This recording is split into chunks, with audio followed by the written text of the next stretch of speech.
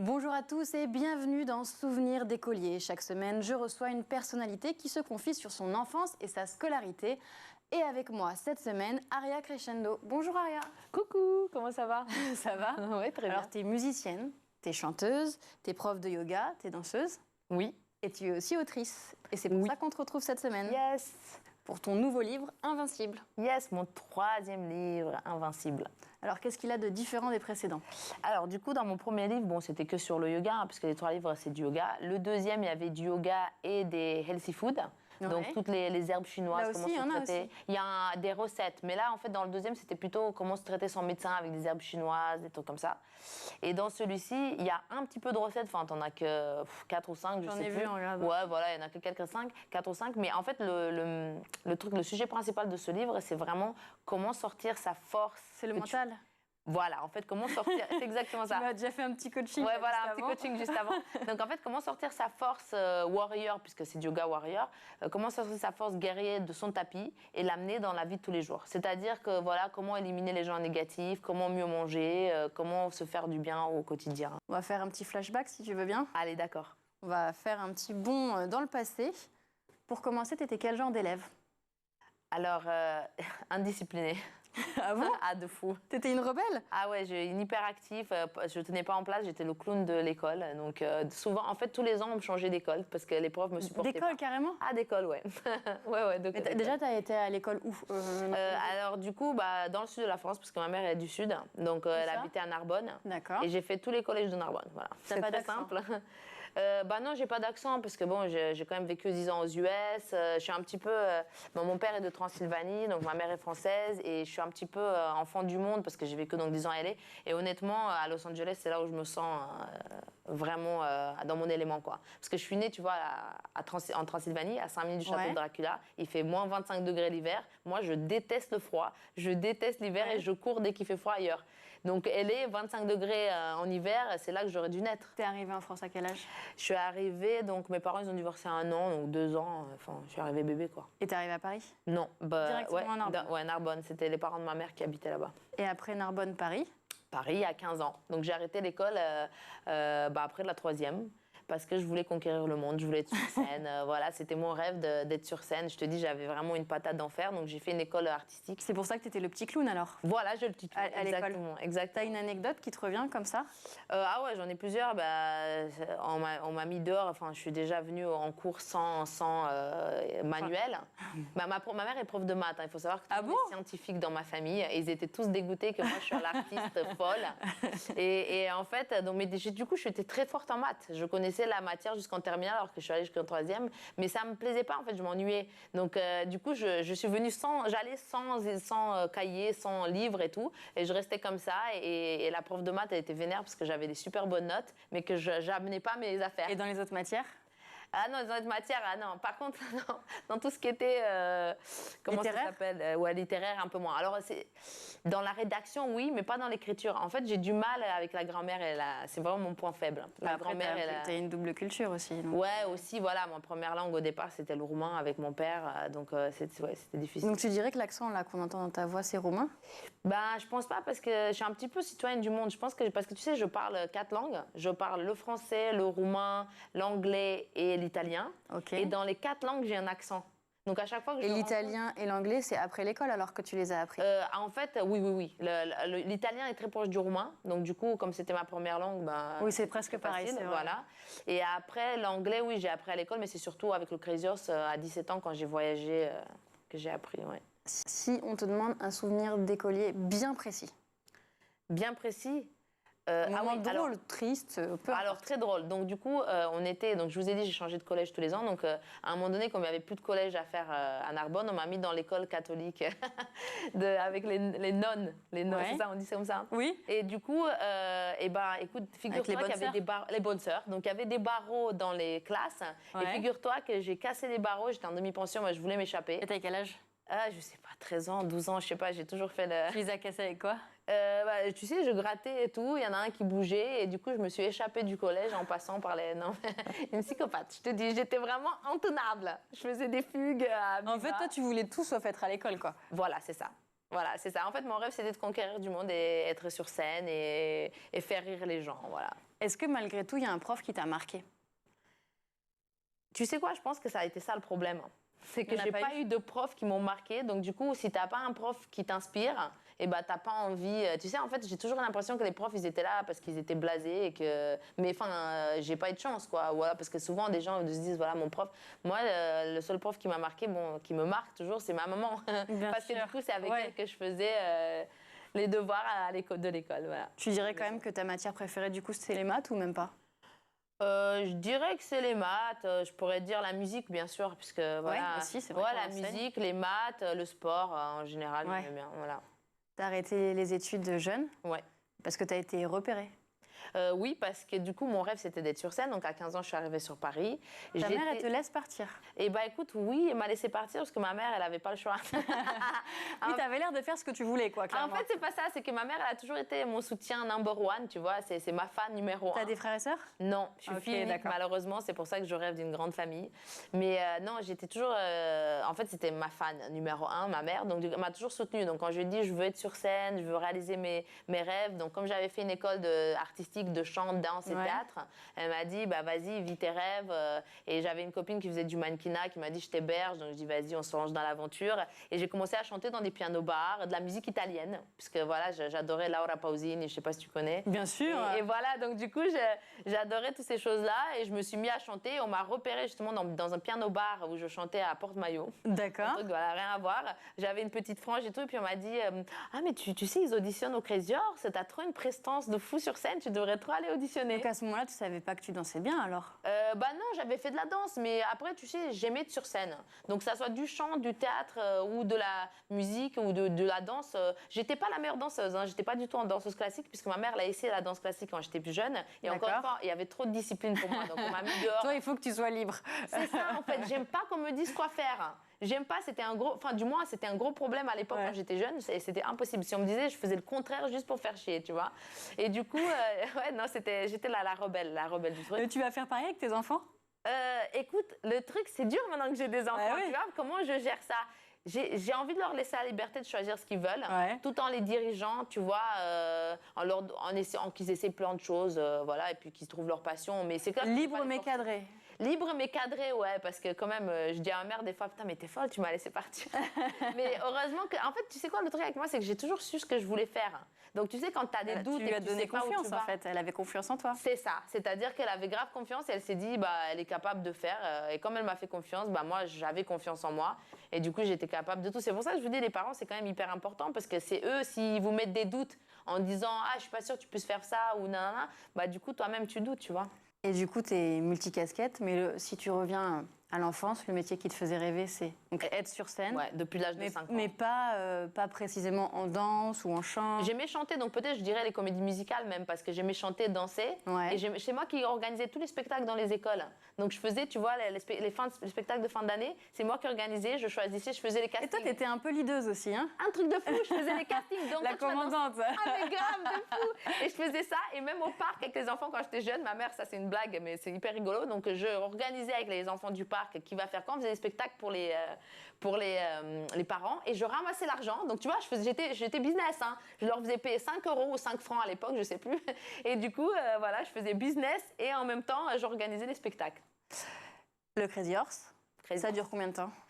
Écoute, j'en fais 8 ans au Crazy.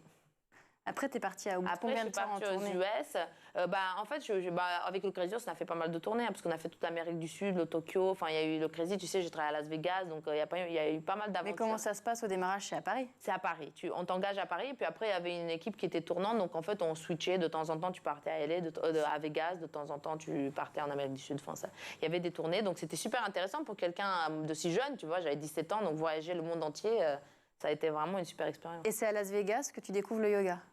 C'est à Las Vegas que je découvre le yoga, en tournée avec le Crazy Horse.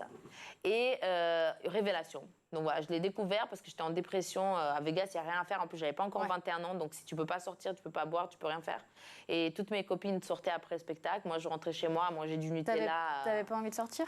Je pouvais pas si j'avais pas 21 ans et une fausse ID, je pouvais pas. Là-bas, ça passait pas? Non, pas du tout. Tu regardes, ils sont hyper stricts. Ils te demandent ton ID, ils te laissent pas rentrer. Et les autres, elles te faisaient pas faire des petites fêtes à l'intérieur? Non, elles te laissaient toute seule. Mais grave, j'étais toute seule dans la résidence à manger du Nutella, à regarder Jerry Springer Show. Tu vois ce que c'est, Jerry Springer? Le truc qui se tape dessus, là, le truc dépressif. Et j'étais en dépression. Donc du coup, vraiment, j'étais le plus down possible, presque au bout de la boulimie. Quand des copains du Cirque du Soleil m'ont dit viens avec nous au yoga. Et je dis c'est quoi ça, yoga du 3e âge? C'est quoi ce truc de vieux? C'était pas la mode en plus à l'époque. Pas du tout, tu vois. Donc, enfin, du moins, moi, je savais pas en 2000. En tout cas, pas en France. Hein. Non, pas en France, pas du tout. Et ils m'ont dit tu vois, c'est un truc des vieux et tout. Donc, ils m'ont amené au yoga, effectivement, tout sur un bras, sur la tête, des trucs acrobatiques. J'ai dit non, mais je veux faire ça. C'est quoi ça? T'as adoré tout de suite? Tout de suite. Et du coup, les bénéfices, 17 ans alors, à ce moment-là? Les bénéfices de la pratique, je les ai sentis parce que je suis restée 3 mois à Las Vegas. Et tout de suite alors? Ah, mais tout de suite. C'est-à-dire que je me sentais tellement mieux, la dépression elle est partie, l'envie de manger des conneries elle est partie. Non, mais vraiment, je me suis sentie réalignée, revivre. Et moi, comme tu vois bien, je suis hyperactive. Et ça t'a un peu canalisé. Ça m'a aidé à canaliser mon énergie et pas être partout à la fois et vraiment mettre l'énergie là où je dois vraiment, où c'est nécessaire. S'il y avait eu ça quand tu étais à l'école?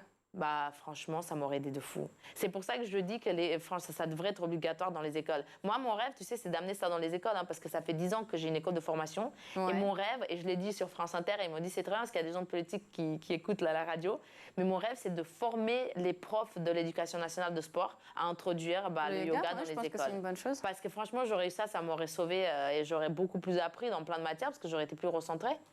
Il y a eu la Star Academy après? Oui. T'as quel âge à ce moment-là? Là, j'avais Starac de 2005-2006, je sais pas, 22, 23, un truc comme ça. Et là, t'es connue du grand public? Là, connue du grand public et surtout le yoga connu du grand public parce que c'était pas du tout à la mode, j'étais la seule. Donc d'ailleurs. T'étais un peu celle qui incarne le yoga en France? Un petit peu, puisque j'ai démarré avant que ça soit à la mode. Donc oui. Et du coup, comment ils t'ont repéré? Eh ben, ils sont venus au Crazy Horse parce qu'ils recherchaient des chanteurs et chanteuses. Enfin, ils voulaient des gens, des caractères intéressants pour la Starac. Et moi, j'ai dit à Alexia Allaire-Joubert, écoute, moi, je veux pas 5 et 6. Bon, c'est déjà la fin, là, notre histoire. Mais par contre, je viens de sortir un livre. Ah, je te jure, mais j'ai dit, par contre, je viens d'écrire un livre de yoga et je veux bien présenter cette discipline à la Starac, si ça vous dit. Et c'est elle aussi, elle m'a dit, non, mais le truc de vieux, c'est pas visuel. Et je dis, tu vois, c'est pas visuel. Donc, j'ai fait quelques postures très visuel, ça, pour le coup. Sur une vidéo. Et elle m'a dit, waouh, c'est super beau à voir. J'ai dit, bah voilà. Et c'est comme ça que c'est parti. Et après, là, il y a la Starac qui revient. Ouais. Tu vas être dedans aussi encore. Bah écoute, ils m'ont proposé. J'étais assez surprise, mais je suis contente de continuer à présenter. J'étais surprise parce qu'ils n'ont pas pris des anciens profs. Tu sais, Kamel, qu'on adore et tous les profs. Il n'y en a pas? Ah non, c'est que des scoops là. C'est que des nouveaux profs. Ouais, c'est quasiment que des nouveaux. Donc du coup, ouais, je me suis dit est-ce que ça va le faire. Mais du coup, apparemment, je suis encore dans le cours. C'est le yoga. C'est la jeunesse éternelle. Bah oui. Bah oui. Bah, t'étais quand même super jeune au démarrage. Oui, c'est vrai. J'avoue. Les autres, on les a perdus sur la route. Et donc après la Star Academy, donc quand t'as 22 ans. Le groupe de filles avec lesquelles tu danses, tu chantes? Oui, je chante et je danse. Ça s'appelait Paradiso Girls. Et donc, j'étais repérée, pareil, au Crazy. Tu vois, le Crazy, ça a été magique parce qu'on faisait à Cannes, tous les festivals de Cannes avec Chopard. Tu sais, les bijoux. Et on faisait les défilés. Et du coup, je me suis fait repérer, figure-toi, par Bono de YouTube. Parce qu'on a fait donc sur scène un show machin avec les bijoux. Madame. Et à la fin, on restait madame ou pas et du coup, donc on est resté à la fête après, nanana. Et Bono, il me dit, tu sais, je t'ai vu sur scène, tu me rappelles Madonna quand tu étais jeune. Bon, j'avais une coupe très courte, des cheveux très courts, j'étais très garçon manqué, très stylée à l'époque. Hein. Et toujours. Ouais, voilà, maintenant, je suis maman de 2 enfants. Ça n'empêche pas. Non, mais c'est vrai qu'à l'époque, j'étais super stylée. Et puis il m'a dit, écoute, le mec qui a fondé les Pussycat Dolls cherche d'autres filles pour faire un groupe à l'européenne un peu similaire. Donc, est-ce que ça te dirait de passer l'audition et tout, de le rencontrer?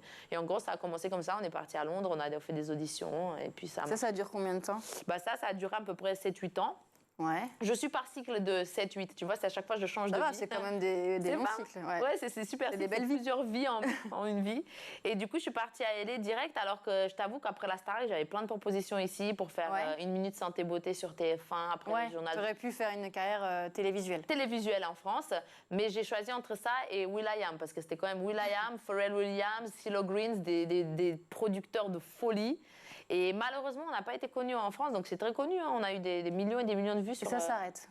Ça s'arrête au bout de 7 ans, parce que tu sais, la musique, c'est un peu parti en cacahuète. Hein. Et là, tout s'écroule?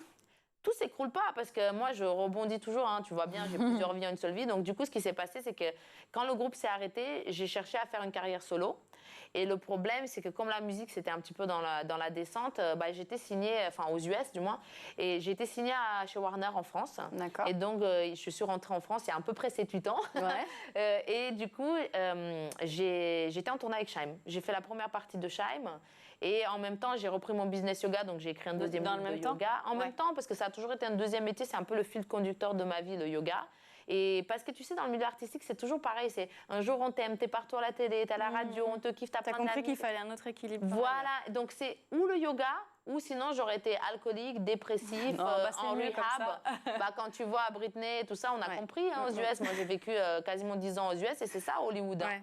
C'est ou t'es en rehab ou tu fais du yoga. Il n'y a pas de juste milieu. C'est très extrême. Donc là, tu deviens la référence un peu mondiale du yoga, même parce qu'à Hollywood, tu vas coacher des stars. Ouais. Jared Leto, Ashton Kutcher. Voilà, j'ai eu de la chance. Voilà. Et puis des stars françaises aussi, hein, Matt Pokora, Shaim. Quand il était à Los Angeles? Non, avant qu'il parte, en fait, Matt, ça a été un de mes super élèves de Paris. Et on ne sait pas, ça, que Matt, il fait du yoga. Mais pourtant, il y a une vidéo sur mon Insta, je vous la partagerai. Pourtant, j'ai fait un truc avec lui aussi sur une émission sur la Suisse qu'il faisait, où il a dit, voilà, je suis là avec ma prof de yoga, donc on va bien. Mais après, c'est vrai qu'il n'a pas trop continué. Mais il en aurait besoin, hein, parce qu'à l'époque, déjà, il faisait du foot, donc quand on n'est pas souple, il faut faire du yoga pour s'assouplir. La souplesse, c'est la jeunesse éternelle. Si tu arrives à 50 ans, tu peux pas faire ton lacet, tu peux avoir tout l'argent du monde, tu peux être toute la célébrité du monde. Si t'es pas bien dans ton corps et que tu as des douleurs partout, je veux te dire, c'est pas bon. Et ça, le yoga, c'est l'assurance de ne pas avoir de douleur en vieillissant? Exactement, c'est la jeunesse éternelle, c'est pour ça, c'est que tu gardes la mobilité de ton corps. Quand tu es sur ton vélo, tu peux te tourner pour voir s'il n'y a pas une voiture qui va venir t'écraser. Alors que si tu fais rien pour ton corps et que tu donnes pas de l'amour et de l'attention, on part un petit peu, ça va pas. J'ai l'impression que c'est moi que tu grondes là. Non, pas du tout. Je te parle à toi, mais aux téléspectateurs aussi, parce que c'est hyper important. Tu sais, les gens, ils sont là, j'ai pas le temps, j'ai ci, machin. Mais il faut trouver le temps. Toi, c'est la personne la plus principale. Tu vois, si t'es pas bien dans ton véhicule, peu importe ce que tu as acquis autour de toi, tu vois, tu vas jamais être bien. Il veut bien, on attaque la dernière partie de l'émission, qui est très spécifique sur l'école. Ouais. Quel regard tu portes sur l'école d'aujourd'hui? Justement, je trouve qu'il y a plein de choses qui devraient être changées. Donc, number one, moi, si j'étais présidente, je te dis, c'est déjà plus d'argent dans l'éducation nationale, hein, parce qu'on voit bien que les profs sont mal payés. Moi, je vois avec ma mère qui est prof et tout ça. Et puis, en plus, ils dépensent de l'argent, feux d'artifice, etc., qui polluent la planète. Et puis, ils ne donnent pas de l'argent pour la nouvelle génération des jeunes qu'on devrait... Tu redistribuerais les budgets. Oui, je redistribue les budgets, ça c'est sûr. Et puis number one ou number two avec les budgets, c'est d'introduire le yoga. Parce que le yoga, ça apprend aux jeunes déjà à respirer, à se recentrer, la confiance en soi, pas avoir peur. C'est quand même des choses essentielles qu'on n'apprend pas à l'école. Oui. Et du coup, je pense que c'est ça qui devrait être la priorité en fait à l'école. Et c'est pas une fois par semaine comme on fait Montessori, c'est tous les jours. Tous les jours le yoga? Mais oui, tu arrives à aller à l'école. C'est une demi-heure, un quart d'heure, une demi-heure. Tu apprends à respirer, tu te ressentes et après, du coup, tu es moins agité, tu réceptionnes plus les autres matières, donc tu apprends plus vite. C'est tellement bénéfique, je ne comprends pas que ce n'est pas encore obligatoire. Hein. Tu sais, par exemple, aux États-Unis, de plus en plus, toutes les écoles, c'est obligatoire maintenant de faire à l'école. Tu sais, Google, par exemple, tous leurs employés, dans le contrat, il y a marqué que tu dois faire du yoga. Parce qu'ils ont remarqué que les gens sont plus productifs, moins stressés. Toi, justement, ton mari, il est américain. Oui. Et du coup, pour tes enfants, comment vous vous mettez d'accord pour la culture, pour l'éducation? Du coup, ils vont à Montessori, donc c'est bilingue. Donc, ils ont une éducatrice américaine et une française, et puis il a les deux. Et pour nous, c'est hyper important. C'est même pas comment on se met d'accord, c'est qu'en fait, nous, je te dis, tous les deux, on est un peu citoyens du monde et on adore voyager, on adore l'Australie, on a envie de vivre un an là-bas, on est un petit peu partout. Et du coup, on a envie que nos enfants aient cette culture-là où ils sont très ouverts d'esprit, où ils apprennent plein de choses, ils rencontrent plein de monde. Parce que je trouve qu'en voyageant, tu prends la confiance en toi, tu rencontres des personnes différentes. Donc lui, ton mari, il porte quel regard sur l'école française? En fait, il trouve que c'est un petit peu négatif par rapport aux US. Tu vois ce que je veux dire? C'est-à-dire qu'il trouve qu'on dit trop de non aux enfants et que c'est pas assez encourageant et qu'on ne leur laisse pas assez la liberté de choisir ce qu'ils ont envie de faire. On leur donne pas assez confiance en eux, quoi. Voilà, c'est ça. C'est-à-dire qu'on leur apprend... pas assez ouvert d'esprit. Exact. Et puis on leur apprend pas du tout à travailler en communauté, mais plutôt les séparer pour mieux les diriger. Donc ce qui est pas du tout bien à mon avis. Pour toi, l'école de demain, ça ressemble à quoi? Du yoga en rentrant. Moi, franchement, si j'étais moi la présidente, c'est une heure de yoga le matin, c'est-à-dire les respirations, la méditation, le recentrage, puis le côté physique, où tu as les postures, les machins, dépassement de soi, dépassement de ses peurs, etc. Et puis après, les autres matières, parce qu'attends, finalement, quand tu réfléchis ce que tu as appris à l'école, tu te souviens même plus. Qu'est-ce que tu te souviens de... Ça dépend du professeur, finalement. Ah ouais, tu crois? Moi, j'ai aucun souvenir d'aucune matière, des trucs que je me sers dans la vie de tous les jours. Ce qui me sert dans la vie de tous les jours, c'est vraiment la confiance et mes passions et que j'ai envie d'avoir un métier. Pas assez de matière pratique, en fait, au final. Voilà, c'est ça, tu vois. Et pour choisir un truc qui te fait du bien et où tu n'es pas stressé toute ta vie en allant... Moi, j'ai des avocats ou des gens qu'on a forcés à aller dans cette direction-là, qu'ils n'avaient pas envie et qui ont gâché 10 ans ou 15 ans ou 20 ans de leur vie. Pour finalement changer de métier. Mais oui, tu vois ce que je veux dire? Donc, du coup, autant essayer de leur laisser le choix dès le départ, quoi. Ah, en fait, forcer les élèves à mieux se connaître. Voilà, parce que je trouve qu'aussi, il y a trop d'agressivité. Maintenant, tu vois, à 10 ans, les enfants, là, ils s'insultent, ils se tapent dessus. C'est quoi cette histoire? Non, mais avec le yoga, tu apprends à te recentrer, à aimer les autres, à faire des câlins, machin. C'est communautaire. Et je trouve que c'est hyper important. Et t'as pas peur des réseaux sociaux pour tes enfants? Toi qui es quand même très connu sur les réseaux. Pas du tout, parce que moi, je trouve que même les gens qui se mettent en privé sur les réseaux, je trouve ça... Enfin, je veux dire que t'as quoi à cacher? Ouais, mais t'as pas peur qu'ils aient des commentaires ou de la comparaison? Non, parce que si t'as confiance en toi, tu ne fais pas attention aux autres qui essaient de te tirer vers le bas, puisqu'on sait bien que quand c'est des haters, comme on dit, ils essayent de projeter leur peur et leur insécurité sur toi. Donc pourquoi est-ce que tu porterais les bagages des autres? Toi, tant que tu sais ce que tu veux faire et que tu es bien dans ta vie, dans ton corps, tout va bien. Moi, il n'y a aucun problème. Je n'ai pas peur du tout des réseaux sociaux, mais du tout. Et chacun a le droit de dire ce qu'il veut. On a libre opinion.